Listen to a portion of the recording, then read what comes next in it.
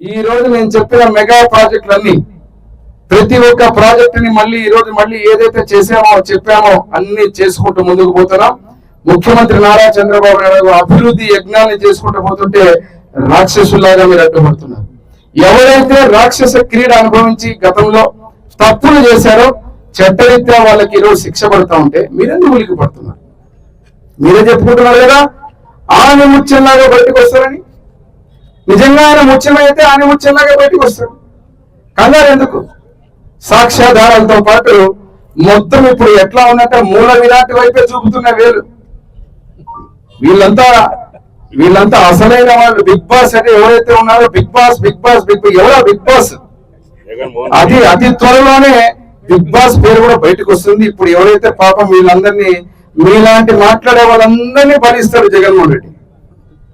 అందరినీ భరించిన తర్వాత లాస్ట్ లో మొత్తం మీకు చేయాల్సినంత చేసి ఆయన అవినీతి గురించి కూడా ఈ రోజు మద్యం విషయంలో ప్రతి ఒక్కరికి తెలిసిపోయింది. 1000 కోట్లు కొట్టేశారని. దాని మీద చర్యలు తప్పకుండా ఉంటాయి.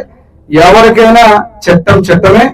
ఆ రోజు ఇదే నీతిలో మాట్లాడారు మీరు ముఖ్యమంత్రిగా నారా చంద్రబాబు నాయుడు గారిని. ₹1 స్కిల్ డెవలప్మెంట్ లో అవినీతి లేకున్న రోజులు కూడా ఆ వయసులో దేశంలోనే ఒక గొప్ప నాయకుడైన చంద్రబాబు నాయుడు గారిని అరెస్ట్ చేసి తీసుకుపోతున్న రోజులు ఎన్ని నీతులు వల్లించారో ఆ నీతులన్నీ ఈ రోజు మీరు బుట్టా రేణుకమ్మ గారు మీరు గుర్తు చేసుకోవాలని తెలియజేస్తూ పేరు ధన్యవాదాలు చెప్తూ సెలవు తీసుకుంటున్నారు.